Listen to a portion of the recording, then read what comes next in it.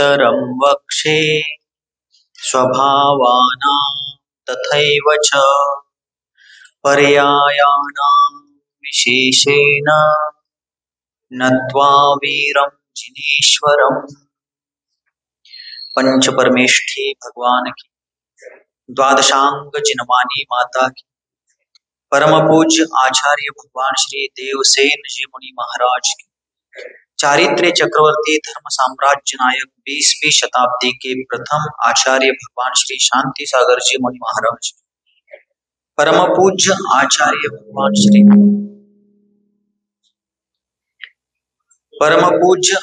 भगवान श्री विद्यासागर जी मुनि महाराज, दीक्षा गुरु शांत मूर्ति वात्सल्य रत्नाकर गुरुवर आचार्य भगवान श्री सन्मति सागर जी मुनि महाराज की, पूज्य आचार्य श्री वर्धमान सागर जी मुनि महाराज की, पूज्य निर्यापक श्रमण मुनिवर श्री धर्म सागर जी मुनि महाराज की, अहिंसा परमो धर्म की,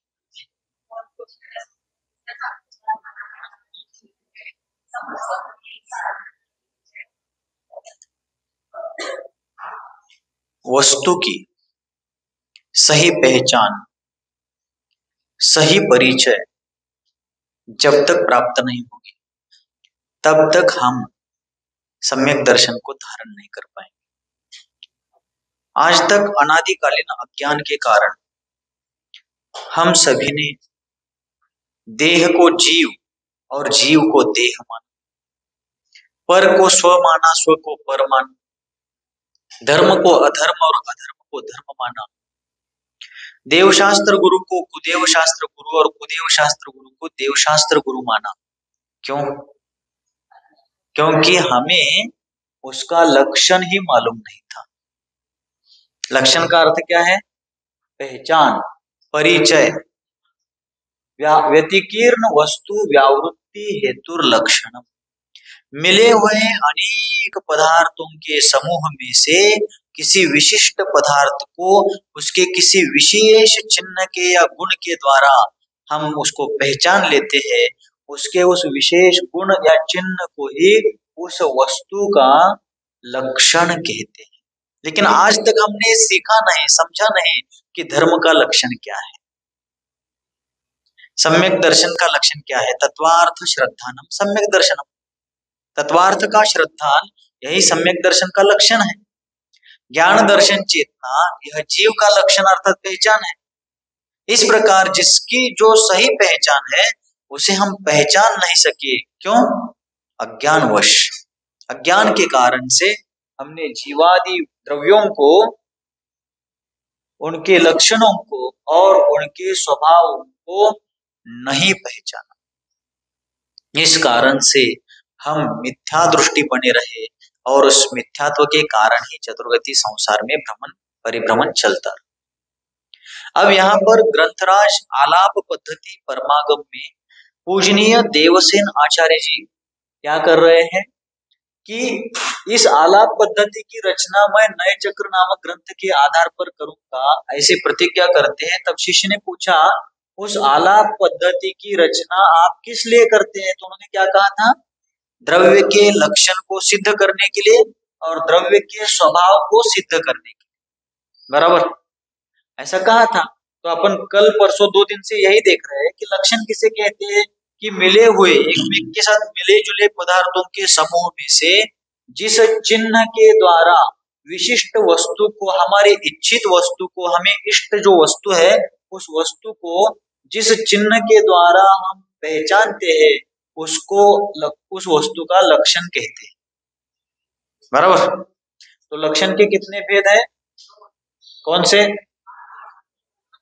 आत्मभूत लक्षण और अनात्मभूत लक्षण। वस्तु का जो स्वाभाविक गुण है, जो गुण उस वस्तु को अन्य वस्तुओं से अलग पहचान दिलाता है, ज्या गुणामुळे वस्तू अन्य वस्तूंपासून वेगळी दिसते, तो तिचा स्वाभाविक गुण म्हणजेच त्या वस्तूचं आत्मभूत लक्षण आहे। ठीक है। कल कहां तक लिखा था अपन ने? लक्षणों की व्याख्या लिख रहे थे क्या? लास्ट में क्या लिखा था? लक्षण किसे कहते हैं? लक्षण किसे कहते हैं इतना ही लिखा था, आगे नहीं लिखा था। लिखा है, क्या लिखा है? नहीं नहीं नहीं, लक्षण किसे कहते हैं ये प्रश्न लिख करके लक्षण की व्याख्या लिखी है क्या? लिखी है। बाकी ये दो लिखना है, आत्मभूत लक्षण और अनात्मभूत लक्षण की व्याख्या लिखनी। लक्षण की व्याख्या लिखी। हम्म। प्रश्न क्या लिखा था, लक्षण किसे कहते हैं, तो उत्तर में क्या लिखा?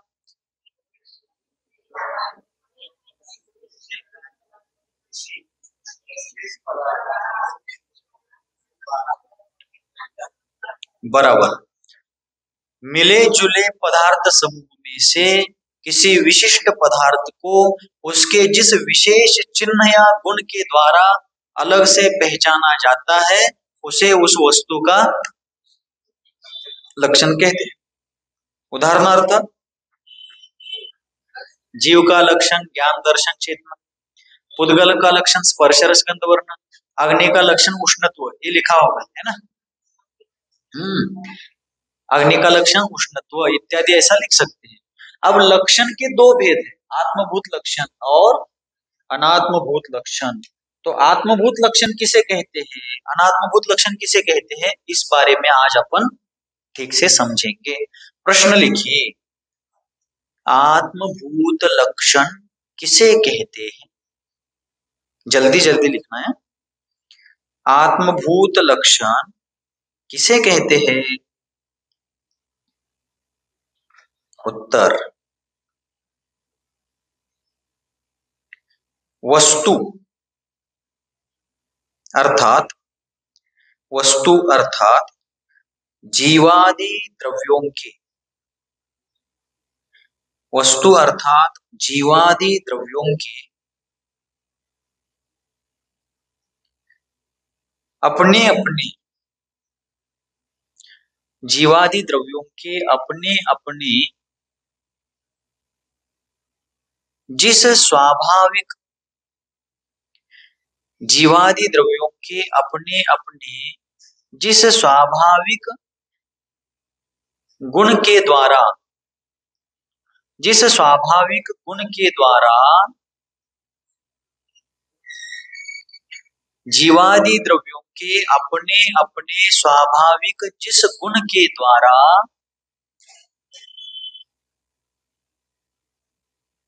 उनकी उनकी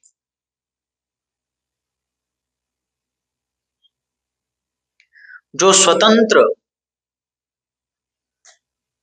स्वतंत्र पहचान होती है, उनकी उनकी जो स्वतंत्र पहचान होती है, उनकी उनकी जो स्वतंत्र पहचान होती है, उस गुण को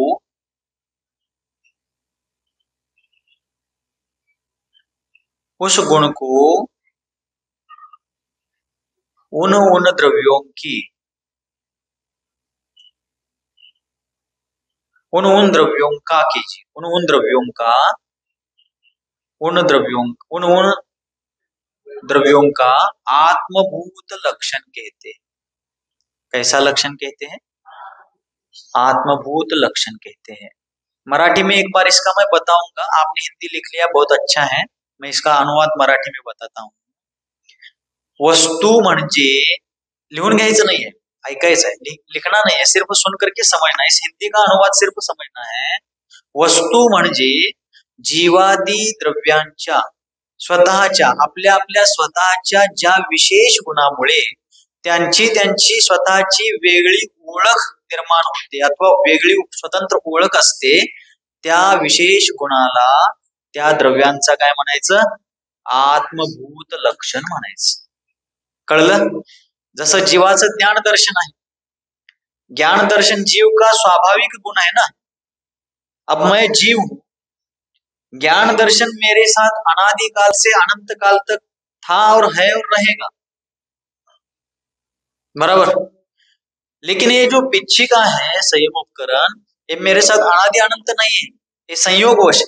अभी मुनि अवस्था में मुझे पहचानने के लिए एक लक्षण है, पहचान है, लेकिन ये तात्कालिक है, संयोग रूप से है, इसका मेरा संयोग हुआ है। लेकिन ज्ञान दर्शन जीव के साथ संयोग रूप नहीं है, वो अनादि अनंत है। और उस जीव का वो स्वयं का गुण है ज्ञान दर्शन। ये मेरा स्वयं का है क्या? नहीं, ये पर द्रव्य है, संयोगवश व्यवहार रूप से मेरा कहलाता है, लेकिन असल में ये मेरा नहीं, वास्तविक ये मेरा नहीं है। लेकिन ज्ञान दर्शन तो मेरा अपना है। और जीव, पुद्गल, धर्म, अधर्म, आकाश, काल, इन 6 प्रकार के द्रव्यों में से जीव की पहचान उस ज्ञान दर्शन गुण के कारण होती है। इसलिए ज्ञान दर्शन गुण जीव द्रव्य का आत्मभूत लक्षण है। क्लियर?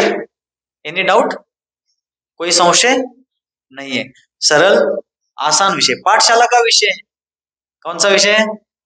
पाठशाला का विषय है। बस अपन पाठशाला में पढ़े नहीं जब पाठशाला की उम्र में थे। अब जीव का लक्षण आपने लिखा ना उदाहरण में, जीव का लक्षण ज्ञान दर्शन, पुद्गल का लक्षण स्पर्शादि, ऐसा है। धर्म द्रव्य का गति हेतुत्व, अधर्म द्रव्य का स्थिति हेतुत्व, आकाश द्रव्य का अवगाहन हेतुत्व और काल द्रव्य का वर्तना हेतुत्व। इस प्रकार 6 प्रकार के द्रव्यों का अपना अपना आत्मभूत लक्षण है। ठीक? यस और नो? ठीक है। अब आगे अनात्मभूत लक्षण की व्याख्या लिखनी, प्रश्न लिखना है। अनात्मभूत लक्षण किसे कहते हैं?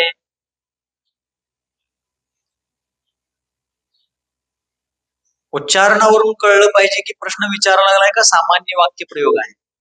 ठीक आहे. जसं मी म्हटलं महाराज आले. काय म्हटलं? महाराज आले, अर्थात महाराज आले. आणि मी तुम्हाला विचारलं, मला माहिती नाहीये, मी तुम्हाला विचारलं महाराज आले.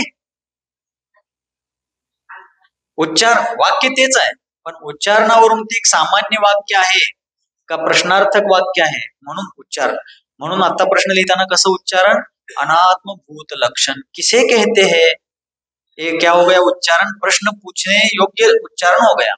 अनात्मभूत लक्षण किसे कहते हैं, ये प्रश्न हो गया। अब उत्तर, जो लक्षण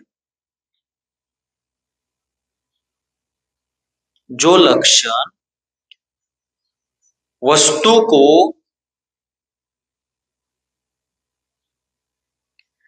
जो लक्षण वस्तु को तात्कालिक रूप से, तात्कालिक रूप से म्हणजे काय? तेवढ्या वेळेपुरतं. जो लक्षण वस्तु को तात्कालिक रूप से संयोग के निमित्त से, संयोग के निमित्त से, जो लक्षण वस्तु को तात्कालिक रूप से संयोग के निमित्त से प्राप्त हुआ है,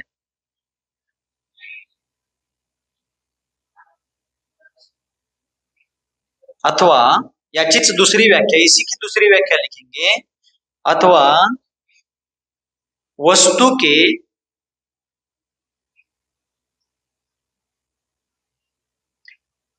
तात्कालीन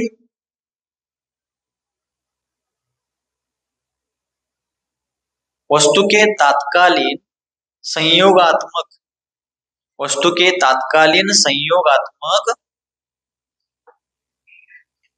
पहचान को,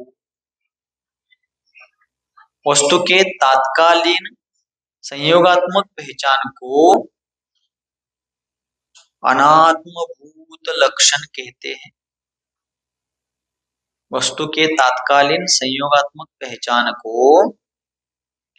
अनात्मभूत लक्षण कहते हैं। जैसे, जैसे म्हणजे उदाहरणार्थ, उदाहरणार्थ पिच्छिका, पिंची, मराठी में अपन पिंची बोलते हैं, हिंदी में पिच्छिका बोलते हैं। जैसे पिच्छिका मुनिराज की,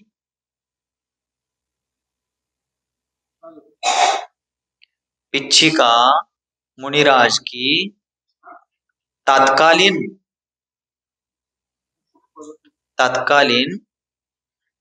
संयोगजन्य पहचान है।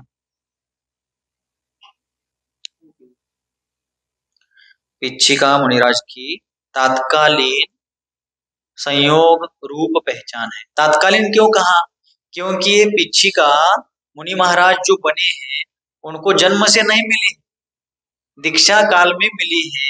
जब तक वे मुनि अवस्था में रहेंगे तभी तक रहेगा, समाधि के बाद पीछे यही रहेगी, वो जीव निकल जाएगा। बराबर। इसलिए संयोग से मिली हुई पहचान है और तात्कालिक है। ज्ञान दर्शन कैसी पहचान है? सार्वकालिक, अनादि अनंत, त्रैकालिक, सार्वकालिक, हमेशा ज्ञान दर्शन जीव की पहचान है। बराबर। लेकिन पिच्छी का क्या है? तात्कालिक पहचान है। कोई मैकेनिकल है, गाड़ी वगैरह दुरुस्त करने का काम करते हैं, मोटर वगैरह दुरुस्त करने का काम करते हैं, उनका जो ड्रेस कोड है, बराबर, वो क्या हमेशा पहनते हैं क्या? जब वो गैरेज में वगैरह काम करते रहते, वर्कशॉप में काम करते रहते तभी पहनते हैं। लेकिन जब वे रास्ते से जा रहे हैं तब उनके ड्रेस कोड से, उनकी गणवेश से हम पहचान लेते कि मैकेनिकल। लेकिन वो तात्कालिक है और संयोगवश है। कपड़े संयोग से है ना, क्या जीव का गुण है कपड़े? नहीं है। समझ लाता, क्लियर कट, एकदम चकाचक। हाँ इस प्रकार सब समझ में आ सकता है। अपन श्रद्धा पूर्वक और उस इच्छा शक्ति पूर्वक पढ़ने का प्रयास करते हैं। आचार्य कहते हैं यदि पुरुषार्थ किया जाए तो केवल ज्ञान हो सकता है, तो ये क्यों नहीं होगा? ये भी होगा, कम ज्यादा मात्रा में हो, लेकिन होगा सही। इस प्रकार आत्मभूत लक्षण और अनात्मभूत लक्षण। अब लक्षण को हमने समझ लिया। अब जो लक्षण जैसे लगते हैं लेकिन लक्षण नहीं, उसे लक्षणाभास कहते हैं। जो लक्षण जैसा तो लगता है लेकिन लक्षण नहीं है, उसको क्या कहते हैं? लक्षणाभास। जैसे अपन कहते हैं सुखाभास, कहते हैं ना। मृगजल, मृगजल को जलाभास कहा जाता है। जैसे अपन वो रेगिस्तान में, वाळवंटा मध्ये, वो छोड़ दीजिए, आप कोई देखेगा कोई नहीं देखेगा, अपन प्रैक्टिकली अपने आसपास देख सकते हैं। कोई डामर का रास्ता है, डामरी रोड, और किसी जगह पर बहुत ज्यादा डामर यूज किया है और तेज धूप पड़ी है, और उस धूप में 100-200 मीटर पर, 100-200 कदम पर सीधा रास्ता है। अपन को धूप में लगता है कि अरे रास्ते पर से कितना स्वच्छ जल बह रहा है। देखा होगा ना आपने, कभी देखा है क्या? नहीं। तो अपन देख सकते हैं कि रास्ते पर से पानी बह रहा है, और वहां जाते हैं तो क्या है? वहां डामर से भाप निकल रही है, पानी तो है नहीं। तो पानी जैसा लगता है लेकिन पानी नहीं, लक्षण जैसा लगता है लेकिन लक्षण नहीं, उसको लक्षणाभास कहते हैं। पीतल है, पीतल, पीतल सोने जैसा लगता है लेकिन सोना नहीं, बराबर। सुवर्णाभास, सुवर्ण जैसा लगता है, गोल्ड जैसा लगता है लेकिन वो गोल्ड नहीं, इसलिए वो स्वर्णाभास है। ठीक इसी प्रकार जो लक्षण जैसा लगता तो है, लक्षणासारखं वाटतंय तर, पण लक्षण नाही, उसे क्या कहेंगे? लक्षणाभास कहते हैं। तो लक्षणाभास के कितने भेद हैं? 3 भेद है। पहला भेद है अव्याप्ति। ठीक है, अभी लिखते मत बैठे, ऐसा लिखा दिया हर चीज को बैठूंगा तो यह आलाप पद्धति अगले जन्म में पूरी होगी।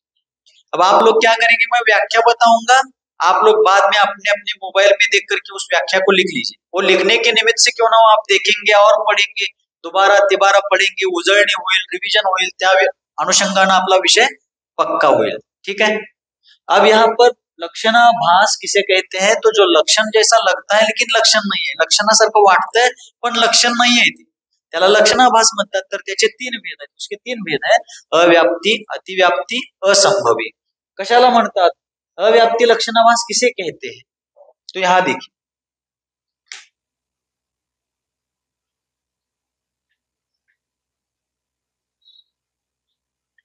लक्ष्य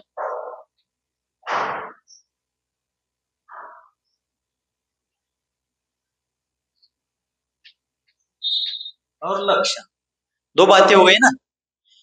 जिसके लक्षण को निश्चित किया जाता है उस वस्तु को लक्ष्य कहते हैं। जैसे जीव का लक्षण अपन निर्धारित कर रहे हैं ना, जीव का लक्षण अपन जान रहे हैं, ज्ञान दर्शन चेतना है, तो जीव क्या हो गया? लक्ष्य। और लक्षण क्या हो गया? ज्ञान दर्शन। उद्गल हो गया लक्षण, लक्ष्य और स्पर्शादि हे क्या हो गए, उसका हो गया लक्षण. लक्षात आलं. ज्या वस्तूचं लक्षण आपण ठरवत आहोत त्या वस्तूला म्हणायचं लक्ष्य, आणि त्या वस्तूला ज्याच्यामुळे ओळख मिळते त्याला म्हणायचं त्याचं लक्षण. ठीक आहे, कळलं, समझ में आ गया. लक्ष्य और लक्षण. आणि एकदा सांगू, ज्या वस्तूला अपन जिस वस्तु की पहचान कर रहे हैं उस वस्तु को लक्ष्य कहते हैं, और जिस गुण के कारण उस वस्तु को पहचाना जाता है उस गुण को उस वस्तु का लक्षण कहा जाता है. लक्ष्य का लक्षण. लक्ष्य नवे, लक्ष्य नहीं है, लक्ष्य है. ठीक है, तो यहां पर बता रहे हैं लक्ष्य और लक्षण. नाही कळलं, जरा तरी माना हलवा. कळलं नसलं तर मग मी पुन्हा सांगतो ना तुम्हाला, पण तुम्ही गप्पच बसल्यावर मी काय समजणार. लक्ष्य आणि लक्षण. ज्या वस्तूचा आपण, आता अग्नि आहे, अग्नि है लक्ष्य और उष्ण तो उसका लक्षण, बराबर. इस प्रकार जिस वस्तु को अपन लक्ष्य, वस्तु का अपन लक्षण निर्धारित कर रहे हैं उस वस्तु को कहते हैं लक्ष्य, और जिस गुण के कारण वो वस्तु अलग रूप से पहचानी जाती है उसे कहते हैं उसका लक्षण. ठीक है. अब अव्याप्ति लक्षणाभास किसे कहते हैं, उदाहरण से देखेंगे व्याख्या सहित तो समझ में झट से आएगा. जो लक्षण लक्ष्य के सब भागों में नहीं रहता है, थोड़े हिस्से में रहता है और थोड़े में नहीं रहता है, उसे कहते हैं अव्याप्ति लक्षणाभास. उदाहरणार्थ, जिन्हें जिन्हें सिंग होते हैं उन्हें पशु कहते हैं. जिन्हें सिंग होते हैं,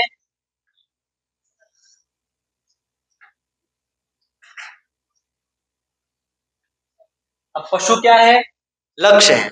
पशु किसे कहते हैं, इसकी लक्षण को अपन को बनाना है, तो उसका लक्षण क्या बनाया, जिन्हें सिंग होते हैं वो पशु है. अब सारे पशुओं में सिंग है क्या, गाय भैंस वगैरह विशिष्ट पशुओं को तो सिंग है, लेकिन हिरण है, हाथी है, घोड़ा है, अमुक है, तमुक है, उनको तो सिंग नहीं है. फिर कैसे लक्षण होगा, तो सारे पशुओं में नहीं है ना वो लक्षण. सिंह नाम का लक्षण सारे पशुओं में नहीं है, इसलिए अव्याप्ति, थोड़े में है और थोड़े में नहीं है, इसलिए वो कैसा लक्षणाभास हो गया, अव्याप्ति लक्षणाभास हो गया. समझ में आया. अथवा जीव में लक्षणाभास कैसा होगा, अव्याप्ति लक्षणाभास यदि जीव में करते हैं अपन, तो जीव का लक्षण मति ज्ञान. ऐसा यदि किया जाएगा तो सारे जीवों के पास मति ज्ञान है क्या, नहीं है. केवली भगवान के पास कहां मति ज्ञान, उनको केवल ज्ञान है, बराबर. इसलिए फिर वो केवली अरहंत सिद्धों को जीव नहीं कहा जाएगा. थोड़े जीवों में मति ज्ञान है और थोड़े में नहीं है, इसलिए अव्याप्ति, सब में नहीं है. ये क्या नहीं है, सब में नहीं है, इसलिए अव्याप्ति है. अभी थोड़ा थोड़ा ही समझना है, अपन पूरा समझने का टेंशन नहीं लेना है. अव्याप्ति क्यों हो गया, अब यहां मैं इसलिए बता रहा हूं, आपको लगेगा कि इतना डीप किस लिए. अब लक्षण का प्रकरण चल रहा है तो लक्षण समझ करके अपन लक्षणाभास को लक्षण मानेंगे, तो सोने की दुकान डालनी है तो जो सोने की दुकान डालेगा उसको सोने के साथ साथ पीतल की भी पहचान होनी चाहिए. सोन्याचं दुकान टाकणाऱ्याला सोनं कशाला म्हणतात हे माहित असण्याबरोबरच पितळ कशाला म्हणतात हे पण माहिती पाहिजे की, बरोबर. वैसे ही जीवादि द्रव्यों का लक्षण पहचानना है तो लक्षण के साथ साथ लक्षणाभास किसे कहते हैं ये भी पता चाहिए, नहीं तो हम लक्षणाभास को ही लक्षण मानने लगे तो घोटाला हो जाएगा. इसलिए लक्षण के साथ साथ लक्षणाभास भी जानना चाहिए. जीव को जानना है तो अजीव क्या है ये भी पता होना चाहिए. धर्म को जानना है तो अधर्म किसे कहते हैं ये भी जानना चाहिए. सच्चे देवशास्त्र गुरु को जानना है तो झूठे देवशास्त्र गुरु, कुदेवशास्त्र गुरु कौन है ये भी पता होना चाहिए. इसलिए लक्षण जानने के साथ साथ लक्षणाभास भी जानना चाहिए. ठीक है, तो जीव का लक्षण मति ज्ञान करेंगे तो अरहंत सिद्धों के पास तो मति ज्ञान नहीं, फिर उनको जीव नहीं कहा जाएगा. या जीव का लक्षण केवल ज्ञान है ऐसा कहेंगे तो केवल ज्ञान अरहंत और सिद्धों के पास है, हमारे पास नहीं, फिर हमें जीव नहीं कहा जाएगा. इसलिए मति ज्ञान, केवल ज्ञान ऐसा विकल्प ना करके ज्ञान दर्शन,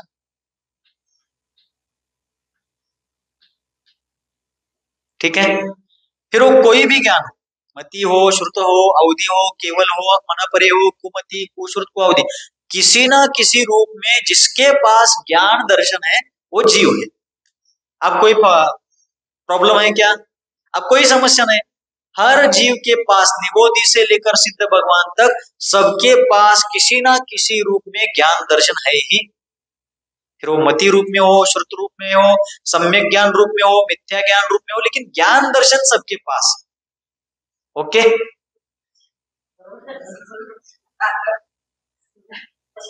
इस प्रकार ये ज्ञान दर्शन तो लक्षण हो गया, लेकिन मति ज्ञान या श्रुत ज्ञान या केवल ज्ञान ऐसा कोई व्यक्तिगत ज्ञान बनाएंगे तो सबके पास वैसा नहीं है। इसलिए फिर वो अव्याप्ति लक्षणाभास होगा। बराबर। अब अतिव्याप्ति लक्षणाभास, अतिव्याप्ति लक्षणाभास कैसा करेंगे? जो लक्ष्य के साथ साथ अलक्ष्य में भी पाया जाता है, जो लक्षण अति, यहाँ अति का है ना, अति, अति का मतलब उल्लंघन करना। जैसे अतिक्रमण, अतिक्रमण का अर्थ क्या होता है? निर्धारित सीमा के आगे बढ़ना। अतिक्रमण हटाते हैं ना, अतिक्रमण हटाओ, तो क्यों हटाते हैं? निर्धारित सीमा के आगे वो बढ़ गए हैं। तो अति का अर्थ है उल्लंघन। अति का अर्थ क्या है? उल्लंघन। तो यहाँ पर अतिव्याप्ति का मतलब क्या? यहाँ पर अव्याप्ति है, यहाँ भी व्याप्ति है लेकिन अतिव्याप्ति। ठीक है। तो अतिव्याप्ति का मतलब क्या? लक्ष्य को छोड़कर अलक्ष्य में भी जाना। उल्लंघन हो गया ना, लक्ष्य तक ही रहना चाहिए था लेकिन लक्ष्य के आगे बढ़कर वो अलक्ष्य में भी गया, उल्लंघन हो गया। तो कैसे? जैसे जिन्हें जिन्हें दो पैर है उन्हें मनुष्य कहते हैं। उदाहरणार्थ, अभी लिखना नाही, समजना. ज्यांना ज्यांना दोन पाय आहेत त्यांना मनुष्य म्हणतात. आता दोन पाय माणसांनाच आहेत, कावळ्याला पण दोन पाय आहेत. पक्षा कितने ही पंछियों को दो पैर है. अब मनुष्य को छोड़कर वो दूसरे में भी गए ना, आदि उल्लंघन हो गया. अपन किसका लक्षण कर रहे हैं? मनुष्य का कर रहे हैं. अब यदि मनुष्य का लक्षण क्या है, ऐसा पूछने पर किसी ने कहा दो पैर जिसको होते हैं वो मनुष्य है. अब दो पैर वाला लक्षण मनुष्य के साथ साथ पशुओं में भी है. नारकी भी दो पैर वाले हैं, देव भी दो पैर वाले हैं, तो सबको ही मनुष्य कहना पड़ेगा.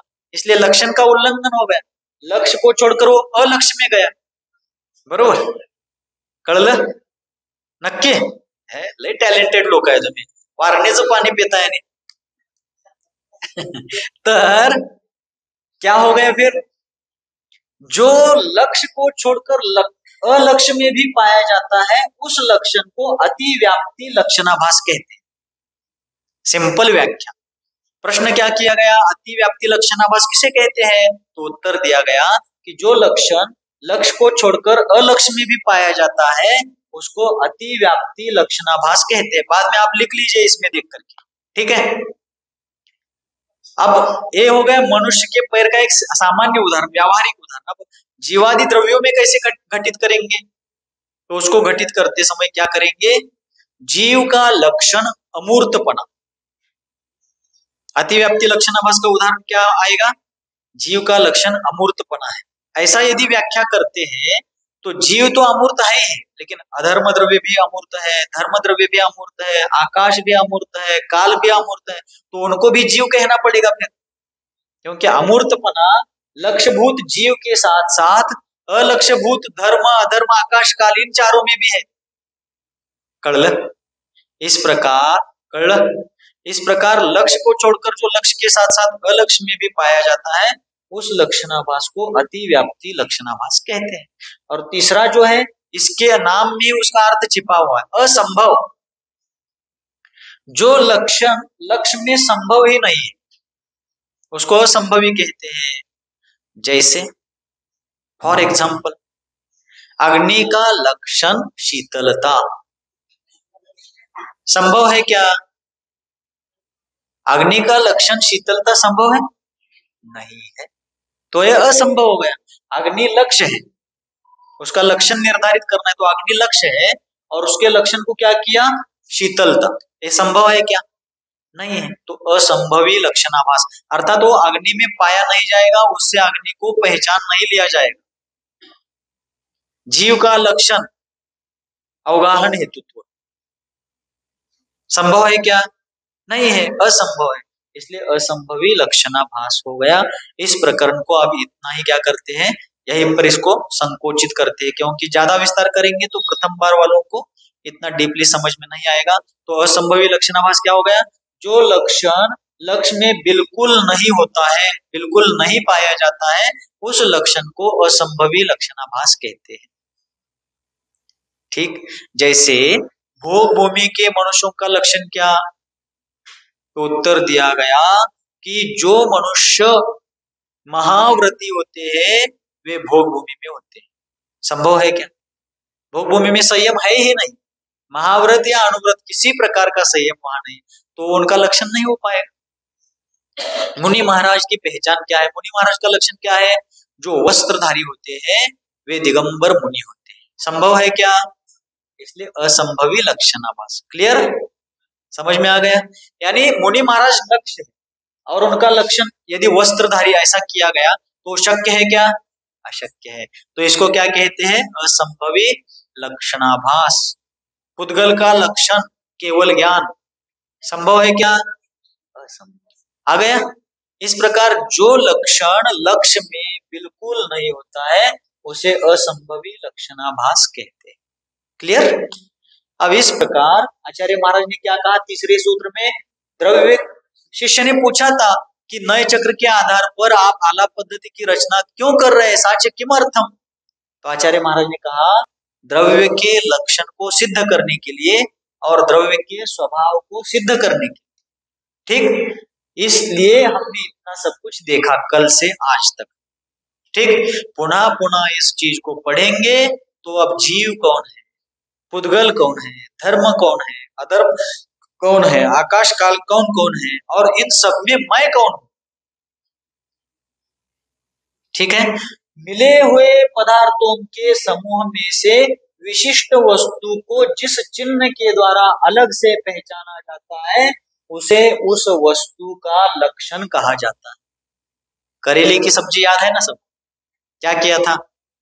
उसमें 6 कंटेंट है, 6 घटक है, बराबर है? कौन कौन से? करेला, नमक, मिर्च, गुड़, जीरा और थोड़ी इमली डालते हैं, आज धनिया को हटा देते हैं, कहीं कहीं इमली भी डालते हैं ना आप? नहीं डालते? डालते हैं, ठीक है, बराबर है ना? हाँ तो इस प्रकार करेला, नमक, मिर्च, गुड़, नमक यानी लोन आ गया, करेला, नमक, मिर्च, गुड़, जीरा और इमली, चिंच। इमली म्हणजे आणि कोणतर चिडल, इमली यानी चिंच मराठी में। हाँ, तो इस प्रकार 6 घटक उसमें है, लेकिन 6 का मिलकर एक मिश्रण बना, लेकिन खाते समय 6 प्रकार के टेस्ट आ रहे हैं। ध्यान से देखते हैं तो कड़वा भी लग रहा है, तो क्या है वहां पर? करेला है। नमकीन लग रहा है, खारट, तो लवण है। तीखा लग रहा है, मिर्च है। मीठा भी स्वाद आ रहा है, गुड़ है। और खट्टा भी आ रहा है, अम्बट, चिंच, हाँ? और जीरे का भी स्वाद आ रहा है। इस प्रकार एक ही मिश्रण, अखंड मिश्रण के रूप में खाते हुए भी 6 स्वाद अलग से अपन पहचान सकते हैं, उनके उनके स्वाद रूप लक्षण के आधार पर। वैसे ही 6 द्रव्य है, कल बताया था ना आप लोग। ये उंगली जो है स्पर्शादि लक्षण वाली है तो पुद्गल है, इसको ठंडा, गरम, सुख, दुख, वेदना, संवेदना महसूस हो रही है तो जीव है, क्योंकि जानने वाला जीव है ना, अच्छा बुरा सुख दुख को जानने वाला जीव है, तो इसमें जीव भी है। ये हलन चलन कर रही है, हिलना डुलना हो रहा है, तो इसको हिलने डुलने में सहायता करने वाला धर्म द्रव्य है। ये हलन चलन के बाद एक जगह पर स्थिर है, तो उसको एक साथ एक जगह पर रुकने के लिए निमित्त बनने वाला अधर्म द्रव्य है। इसको रुकने के लिए जगह देने वाला आकाश द्रव्य है। और ये बचपन में लंबाई, चौड़ाई, मोटाई में कम थी, इसमें शक्ति भी कम थी। अब उम्र बढ़ने के साथ इसकी लंबाई बढ़ गई, चौड़ाई बढ़ गई, मोटाई बढ़ गई, थोड़ा सा बल भी इसमें आज उस तुलना में थोड़ा सा बढ़ गया है, तो परिवर्तन तो हुआ है। तो काल द्रव्य है, काल द्रव्य के निमित्त से। तो छह द्रव्य यहाँ पर हैं, लेकिन पहचान लक्षण के द्वारा हमने क्या कर लिया, इनके इनके लक्षण को सिद्ध कर लिया और उनके उनके स्वभाव को भी, ये पूर्वाचार्यों की कृपा के कारण। इसलिए पढ़ना है। तो इनमें से, इसमें से मैं कौन हूं, ये पहचानने के लिए और उस पहचान को प्राप्त करके सम्यक दर्शन ज्ञान चारित्र की आराधना करके चतुर्गति संसार चक्र से मुक्त होकर सिद्ध चक्र में पहुंचने के लिए सब चल रहा है। खून जलाने के लिए नहीं, बुद्धि का व्यायाम करने के उद्देश्य नहीं, टाइम पास करने के लिए नहीं चल रहा है। कर्मों को पास कर कर, कर्मों को नष्ट करके संसार से मुक्त होने के उद्देश्य से, प्रयोजन से अपन सभी लोग यह पढ़ रहे हैं। हो गया क्लियर? आगे का सूत्र लेंगे। अब अग्रिम सूत्र है द्रव्यानि कानि। सापड़ते क्या? द्रव्यानि कानि, द्रव्यानि कानि। अगला सूत्र है द्रव्यानि कानि। बोलिए 3 बार।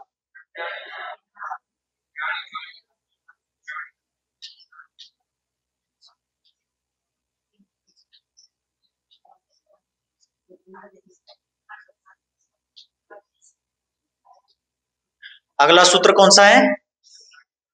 द्रव्यानि कानि।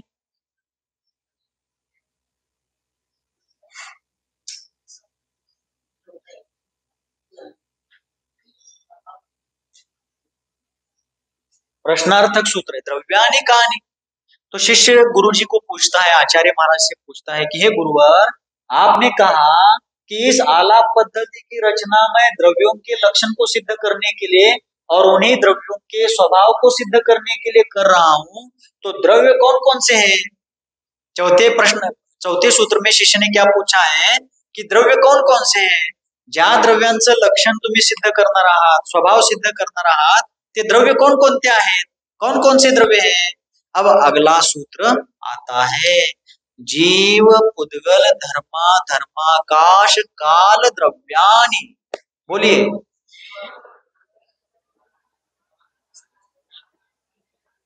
तीन बार बोलिए।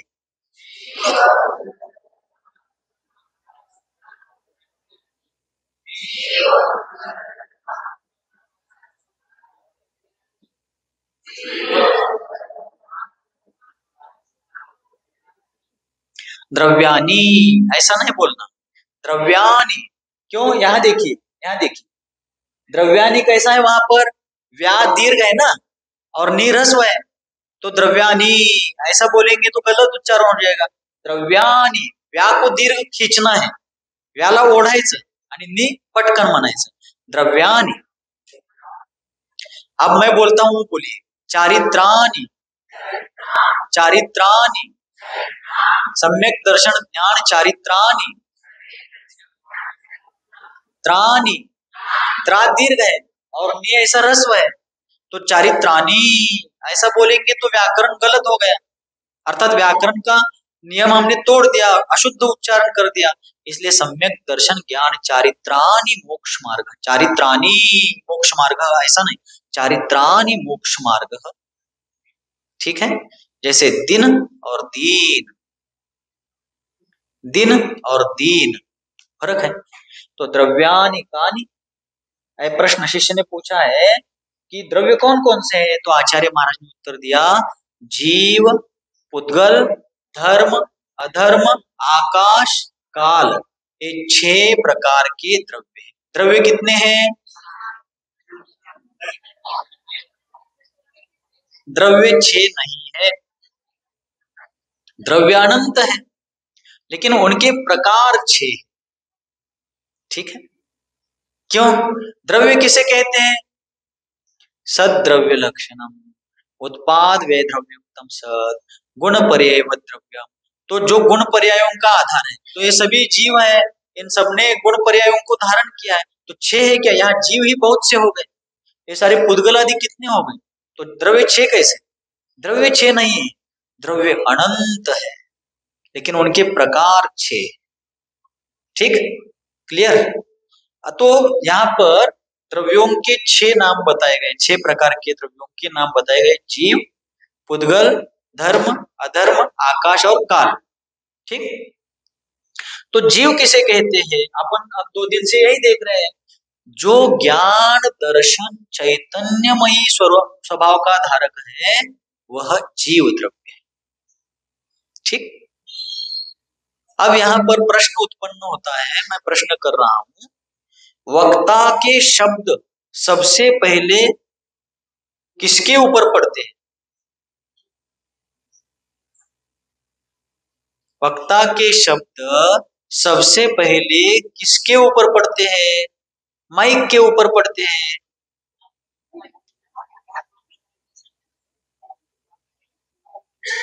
वक्ता के शब्द सबसे पहले माइक के ऊपर पड़ेंगे ना। अब कोई श्रोता वहां बैठा है दरवाजे के पास 100 मीटर पे, अब मैं यहाँ धीरे धीरे बोल रहा हूँ, उसको मेरे शब्द डायरेक्ट सुनाई देंगे?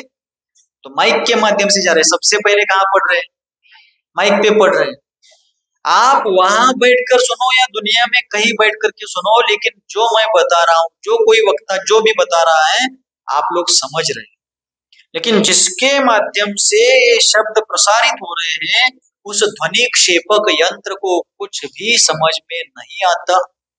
कथम कस्मात अचेतनत्वात्। अचेतन है ना, ये निर्जीव है। निर्जीव क्यों है? क्योंकि इसमें ज्ञान दर्शन नहीं है। और हमें समझ में क्यों आ रहा है? चेतनत्वात्, चैतन्यमयी स्वभाव के धारक होने से हम समझ रहे हैं। भले थोड़ा समझ रहा है, ज्यादा समझ रहा है, सम्यक रूप से समझ रहा है, मिथ्या रूप से समझ, लेकिन समझ रहा है। क्यों? ज्ञान दर्शन। बराबर। सुख दुख, आप लोग गाड़ी से प्रवास कर रहे हैं, सांगली में आप बस में बैठे और मुंबई जा रहे हैं, और आप लोग लग्जरी बस से जा रहे हैं, वॉल्वो सुपर फास्ट, पानी भी पेट का हिलता नहीं, इतने आराम से वो गाड़ी अपने को वहां पहुंचाती है, लेकिन 100 की रफ्तार से जा रहे हैं, 100 किलोमीटर प्रति घंटे। ठीक है। अब कोई व्यक्ति, गाड़ी में सारी सीटें भर गई हैं, इसलिए ट्रैवलिंग कंपनी वालों ने क्या कर दिया, ज्यादा लोग प्रवासी आने पर ड्राइवर का जो केबिन होता है ना, केबिन में भी 5-7 प्रवासियों को बिठाया है।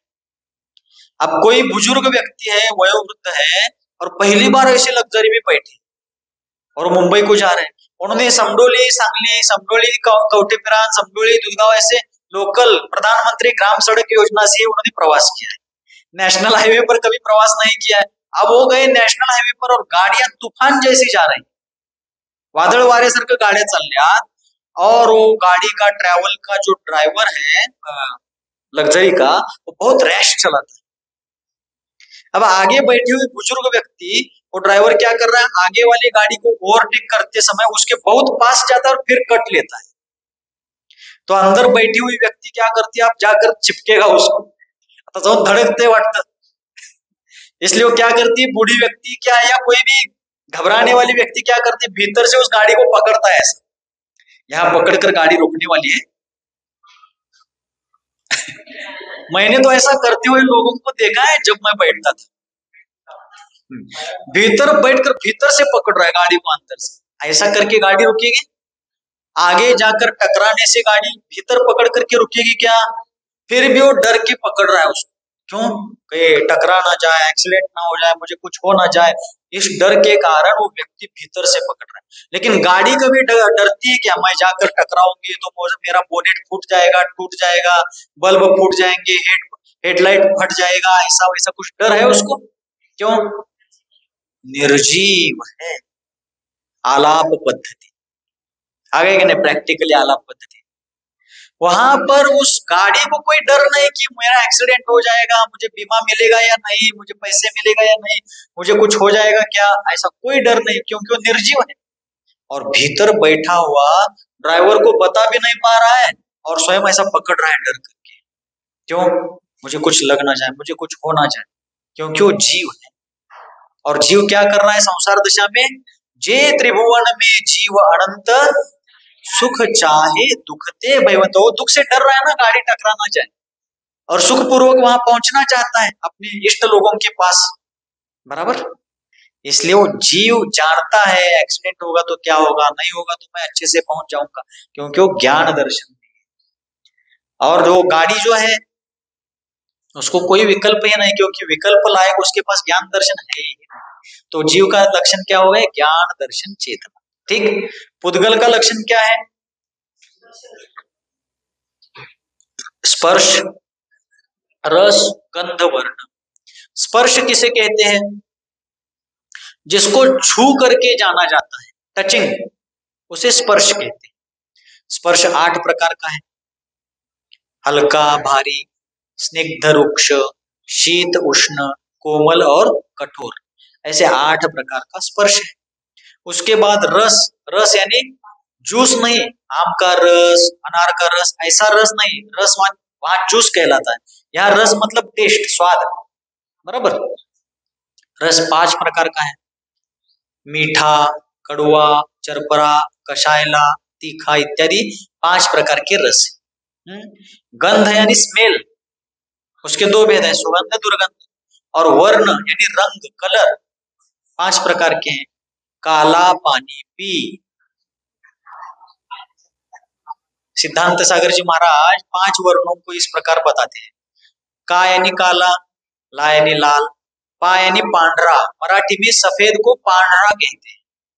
मराठी में सफेद को पांढरा कहते हैं। पा यानी पांढरा, सफेद। पी यानी पीला, पी यानी पीला। और नी यानी नीला। इस प्रकार काला पानी पी। काले के बाद लाल, काला पानी पी। तो 5 प्रकार के वर्ण हैं। तो इस प्रकार स्पर्श, रस, गंध और वर्ण, ये जिसकी पहचान है वह पुद्गल द्रव्य है। बहुत से लोग अज्ञानवश पुद्गल किसे कहते हैं ऐसा पूछने पर क्या बताते हैं? जो आंखों से दिखाई देता है वो पुद्गल है, ऐसा लोग कहते हैं। जिनको मालूम नहीं वो लोग कहते हैं, लेकिन आंखों से दिखाई देता है वो पुद्गल है, ऐसा कहेंगे। तो हवा तो आंखों से दिखती नहीं है, लेकिन स्पर्श तो महसूस होता है उसका, ठंडी हवा है, गर्म हवा है, बराबर। इसलिए जो दिखता है वो पुद्गल, ऐसी व्याख्या नहीं करना है। जिसमें वो दिखे या ना दिखे, जिसमें स्पर्श, रस, गंध, वर्ण है वो पुद्गल है। ठीक। उसके बाद धर्म द्रव्य है। तो यहाँ धर्म का अर्थ जैन धर्म, हिंदू धर्म, सिख धर्म, पारसी, यहूदी, मुस्लिम, ऐसा अर्थ नहीं लेना है। एक पदार्थ है, एक वस्तु है, लोकव्यापी, संपूर्ण 3 लोक में फैली हुई, अखंड रूप से फैली हुई एक अखंड वस्तु है। उसको धर्म, यह नाम अनादिकाल से मिला हुआ, आजकल नाम नहीं दिया है, आजकल नाम नहीं दिया। जैसे आंध्र प्रदेश को तोड़ा और आंध्र प्रदेश और तेलंगाना एक स्वतंत्र राज्य बन गया। पंजाब को तोड़कर उसी के एक हिस्से को हरियाणा नाम दे दिया। उत्तर प्रदेश को तोड़कर उसी के थोड़े हिस्से को उत्तराखंड कर दिया। बिहार को तोड़कर उसी के छोटे हिस्से को झारखंड कर दिया। ऐसा यहाँ पर नहीं है। इन प्रदेशों को जैसे नाम दिए गए, वैसे धर्म द्रव्य को, अधर्म द्रव्य को, जीव को, पुद्गल को, आकाश को, काल को आजकल से नाम नहीं मिले, अनादि अनंत इनके नाम है। तो धर्म द्रव्य अमूर्तिक है और संपूर्ण 3 लोक में एक अखंड रूप से फैला हुआ। कंटाळा आलाय काय? सांगू ना अनेक 5-7 मिनटं। तो अखंडित रूप से वो धर्म द्रव्य फैला हुआ है और वह क्या करता है? गतिशील जीव और पुद्गल, अर्थात गमनागमन करने में, आने जाने की क्रिया करने वाले जीव और पुद्गल को आने जाने में उदासीन रूप से सहायता करता है। कैसे सहायता करता है? उदासीन रूप से, इसलिए वो उदासीन निमित्त है। अब उदासीन का मतलब क्या? तो निमित्त 2 प्रकार के, निमित्त कितने प्रकार के होते हैं? 2।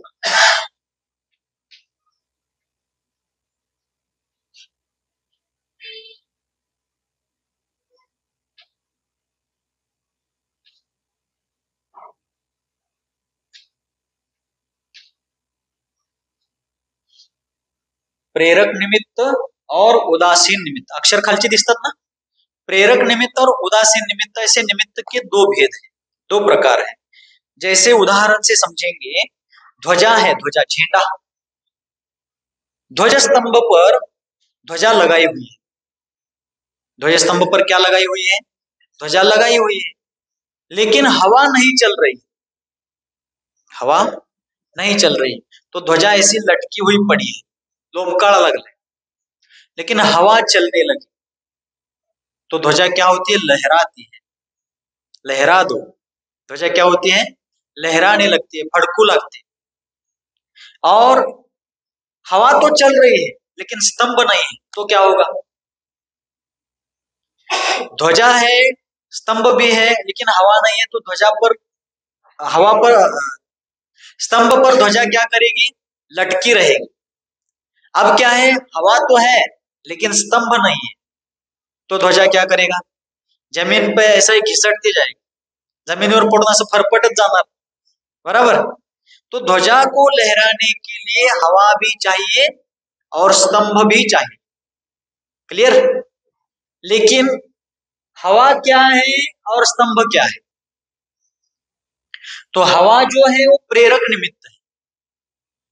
हवा क्या है, प्रेरक निमित्त है। हवा आती है तो ध्वजा को लहरा कर ही छोड़ती है, और स्तंभ जो है वो उदासीन निमित्त है। स्तंभ स्वयं अपने आप हिलता है क्या, ऐसा नहीं हिलता है, वो तो सीधा खड़ा है, इसलिए वो उदासीन निमित्त है। ध्वजा को लहराने में स्तंभ निमित्त जरूर है, लेकिन वो उदासीन निमित्त है। और हवा क्या है, प्रेरक निमित्त है। जैसे कोई घर में एक बुजुर्ग दादाजी है, 80 साल के, 80 वर्षाचे, अब वो घर में बैठे बैठे बहुत थक चुके हैं, जरा गांव में घूमना चाहते हैं, लेकिन घर वालों ने उनकी तरफ ध्यान नहीं दिया।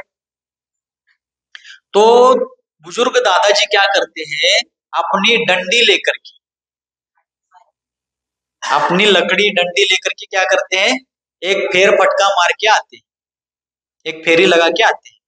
लेकिन वो लकड़ी जो उनकी है डंडी, वो उन दादाजी को कहती क्या, चला आज जा, जरा चावडीपर्यंत जाऊन येऊया, कहती है चलो थोड़ा घूम के आते हैं, ऐसा वो लकड़ी उनको कहती है क्या, नहीं। लेकिन जब वो जाने के लिए प्रयत्न करते हैं तो उनके शरीर का बैलेंस ना बिगड़े, संतुलन ना बिगड़े, इसलिए वो लकड़ी उनको चलने में सहायता करती है। इसलिए लकड़ी जो है, डंडी जो है, उदासीन निमित्त है। और वही उतने में दादाजी लकड़ी लेकर चल ही पड़े थे, निगालेच होते, उतने में उनका पोता आता है। वो पोता कहता है, ओ दादाजी बैठो थोड़ी देर, मैं अभी आता हूँ, हाथ पैर धो करके आया। और उसने कहा, दादाजी आप बहुत दिन से घर में बैठे बैठे थक गए, चलो आज मैं आपको थोड़ा घुमा के लाता हूं। अब वो क्या हो गया दादाजी के लिए, प्रेरक निमित्त, उसने प्रेरणा दी ना उनको, ठीक है। इसी प्रकार वैराग्य होता है किन्हीं को, तो किन्हीं को सफेद बाल देखकर वैराग्य होता है, तो बाल क्या है, उदासीन निमित्त है। और किन्हीं को गुरुओं का उपदेश सुन करके वैराग्य होता है, गुरु ने कहा संसार दुखमय है, आओ धर्म की शरण में और अपना आत्महित करो, तो गुरु क्या हो गए, प्रेरक निमित्त हो गए। और सफेद बाल, आकाश के बादल, ये सब उदासीन निमित्त, उन्होंने उपदेश नहीं दिया है, उस जीव ने उनके निमित्त से स्वयं वैराग्य धारण किया, तो ये हो गए उदासीन निमित्त, ठीक है। तो धर्म द्रव्य क्या करता है, जीव और पुद्गल को कहता नहीं कि चलो तुम्हें थोड़ा घुमा के लाता हूं, लेकिन जो जीव और पुद्गल हलन चलन करना चाहते हैं, गमनागमन करना चाहते हैं, उनके आने जाने के लिए वो धर्म द्रव्य क्या है, उदासीन निमित्त है। वो स्वयं ले नहीं जाता है, लेकिन जो जाना चाहता है उसके जाने आने में वो क्या करता है, सहायता करता है, कर लो। इसलिए धर्म द्रव्य कैसा निमित्त है, उदासीन निमित्त। तो धर्म द्रव्य का लक्षण क्या है, गति हेतुत्व। ये पहुंच दू क्या लक्षण वाला ऊपर का,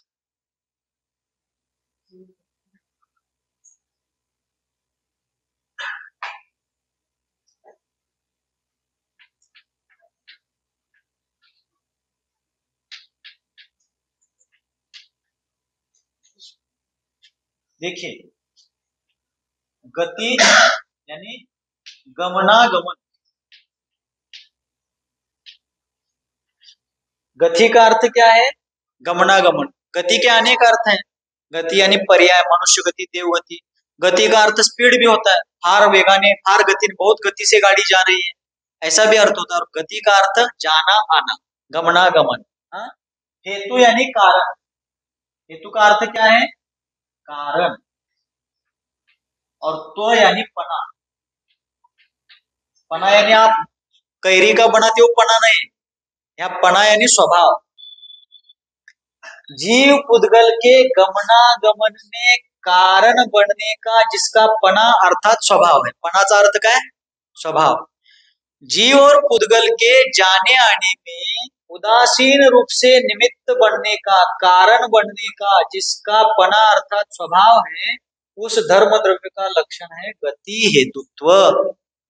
कळलं? ठीक है। इसी प्रकार अब अधर्म द्रव्य है।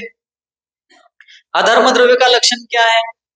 जाने आने के बाद, गमनागमन के बाद जो जीव और पुद्गल एक जगह पर रुकना चाहते हैं, उनको रुकने के लिए जो निमित्त बनता है उसे अधर्म द्रव्य कहते हैं। जैसे लक्ष्य है, लिहिण्यामध्ये लागू नका।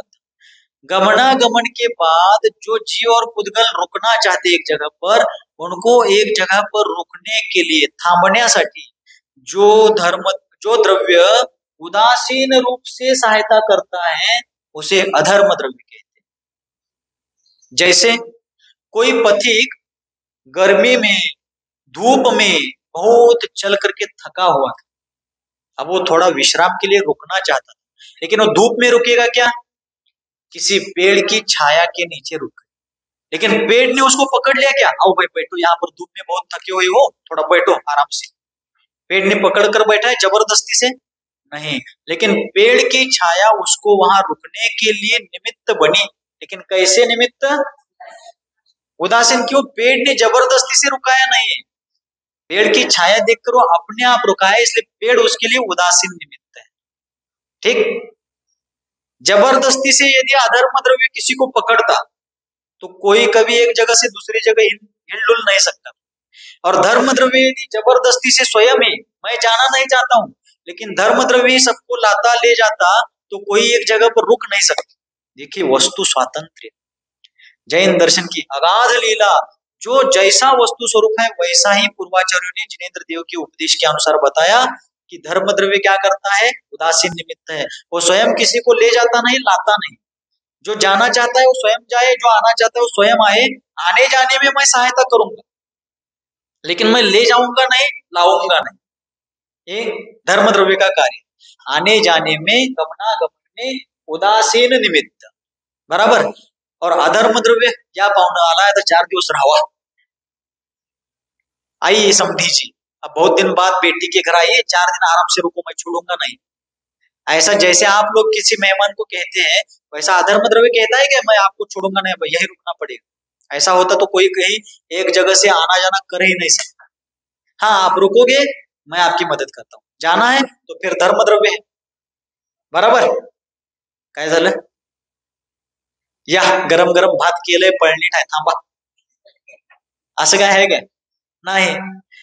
तर तो क्या हो गया? आप जाना चाहते हो तो आपकी सहायता धर्म द्रव्य करेगा। आप रुकना चाहते हो, आपकी मदद के लिए मैं हूं, लेकिन मैं रोकूंगा नहीं। और धर्म द्रव्य कहता है आप रुकना चाहते हैं, मैं जबरदस्ती से ले जाऊंगा नहीं, लाऊंगा नहीं, बराबर। इसलिए धर्म द्रव्य जीव पुद्गल के गमनागमन में, आने जाने में उदासीन निमित्त है। और अधर्म द्रव्य जीव पुद्गल को गमनागमन, आने जाने के बाद एक जगह पर रुकने के लिए उदासीन निमित्त है। और उसके बाद आकाश द्रव्य। आकाश तो सर्वव्यापी है, लोकालोक में। ऊपर जो नीला दिखता है वो आकाश नहीं है, वो लौकिक विज्ञान के अनुसार, लोक व्यवहार के अनुसार अपन उसको नीला आकाश कहते हैं, लेकिन वो तो पुद्गल है। क्योंकि नीला रंग पुद्गल, नीला क्या है? रंग है ना। और रंग पुद्गल की पहचान, स्पर्श रस गंध वर्ण, वर्ण यानी रंग। तो नीला रंग क्या हो गया? वर्ण में आ गया, और वर्ण पुद्गल का लक्षण।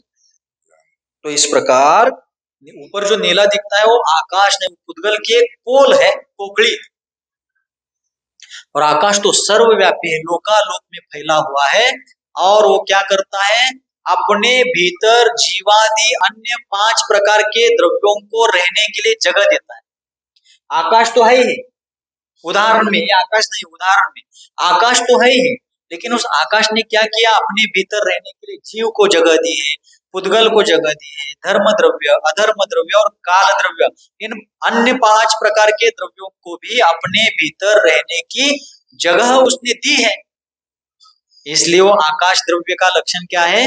अवगाहन हेतुत्व। अवगाहन मतलब सामावन घेने, अपने भीतर सबको समा लेना, सबको रहने के लिए जगह देना, ये आकाश द्रव्य का लक्षण है। और काल द्रव्य जो स्वयं परिवर्तनशील होने के साथ साथ जीवादि अन्य द्रव्यों को भी परिवर्तित होने में उदासीन निमित्त बनता है, वह काल द्रव्य है। इसकी विशेष चर्चा अपन अगले सत्र में करते हैं। अहिंसा परमो धर्म की गुरुवर आचार्य भगवान श्री सन्मति सागर जी मुनि महाराज की बोधि समाधि परिणाम शुद्धि स्वात्मोपलब्धि शिव सौख्य सिद्धि चिंतामणि चिंतित वस्तु दाने ताम बंदमानस्य ममास्तु देवी